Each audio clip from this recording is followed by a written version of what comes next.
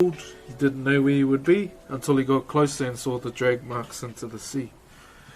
And he knew straight away that obviously little shit didn't listen. And so from that he knew straight away, jump in the sea and go and look for him. And he searched the sea for hours on end, and until he came across that particular structure at the bottom of the sea, the seabed floor. And he was obviously scratching his head going, what the hell is that? And as he got closer, yep, the structure started taking shape. And in some instances, some say he could see like bubbles coming out of the mouth of the carving. In his case, his son, slowly turning into a carving. And he got closer and he knew straight away his son was on the apex of the meeting house. And what he had to do was try and figure out a way how he can get his son back, obviously. And yeah, so what he did, don't quote me on this, he lit the house on fire. So he waited for all the Tangaroa's children to go to sleep inside the meeting house. He blocked off every entrance but the doorway.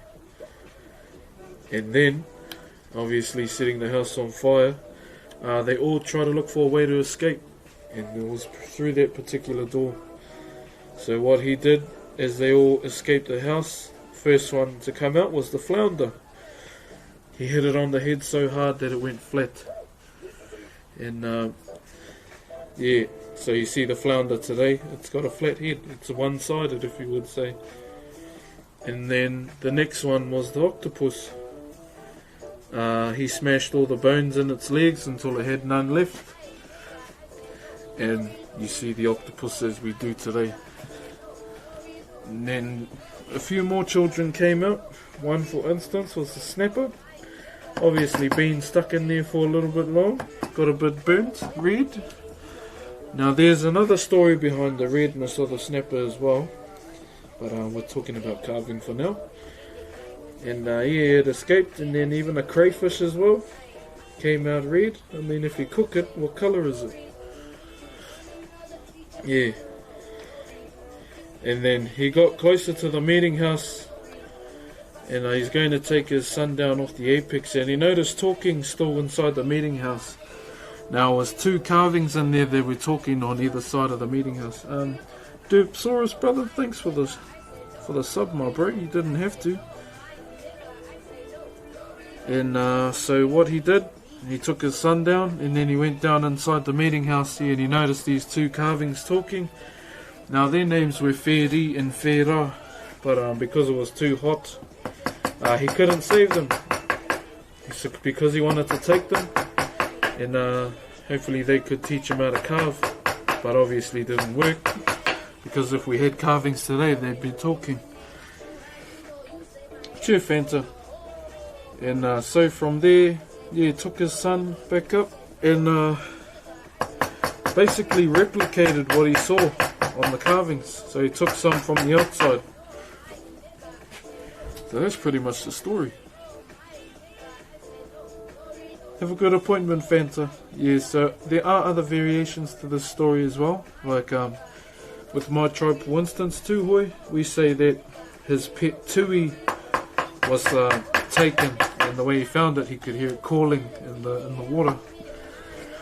Another variation as well is that when he went down to the meeting house on the seabed, it wasn't carved figures, it was more ko whaiwhai designs.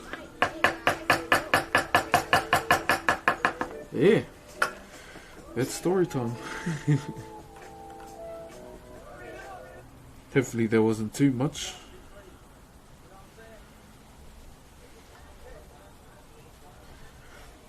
Was that all good? Sorry if I missed your guys' comments. Yeah, I get lost in the story sometimes until I've told it. Free sharing. Oh, all good, Nomad. All good. That's why I'm here, just to share. This is not DJ Spell. Okay. Ooh, we got an image from Thunder. Who wants a sneak peek? Yo! Okay, who likes Endeavour Mufasa? Thought I'd give you a little sneak peek. So there it is there. That's one of our emotes coming up, 1 out of 3. Let's go.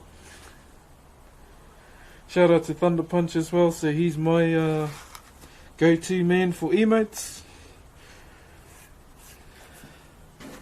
Yeah, so that's the other idea I had, fusing them two together. I mean, I don't rage, but I mean, it will happen when we start playing games. It's a bit personal, feel free to ignore. What wood carving story has had the biggest impact on your life? I wouldn't say a story from this art form, but the way it was handed down had a big impact, brother. Yeah, Heart of the Lion, man. Cheer, my bro. So because in days of old, brother, for our maybe my grandparents or even my great-grandparents, it was illegal for us to practice our own, like, language, anything to do with our culture, brother. It became illegal, and they try to wipe it out. McVitie's Jaffa Cakes, I hope I said that right. Thank you, brother. You didn't have to. So yeah, with our ancestors, brother, when the settlers came, or colonizers, the way you want to call it, they try to eradicate our own thing, bro, our own real language, and obviously carving being one of them. And being told this in school, bro, pretty much ignited the flame, eh? Like, being grateful that they defied the odds and carried on until Sir Apirananata passed an act of parliament to protect the arts and our language. That's one of the main things with carving, bro. Just being grateful that we get it because of our ancestors being defiant.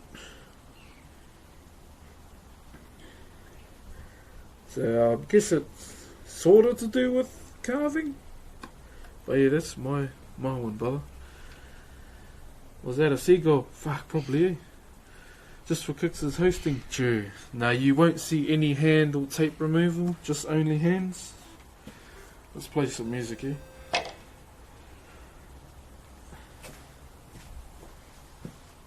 So what they called this act to try and stop us from practicing our traditions and language, and that was called the Tohunga Suppression Act.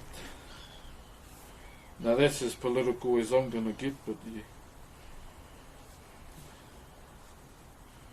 So I'm not really here to talk about politics, it's more having fun with you guys.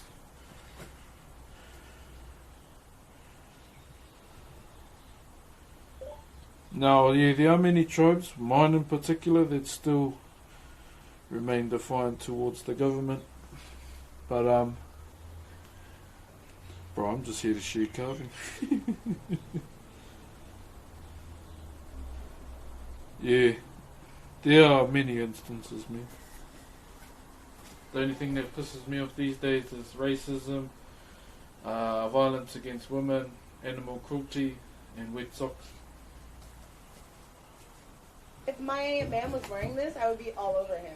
Is that right? That smells really good. It smells like my guy's cologne. Oh, auntie. I fucking hate wet socks, man.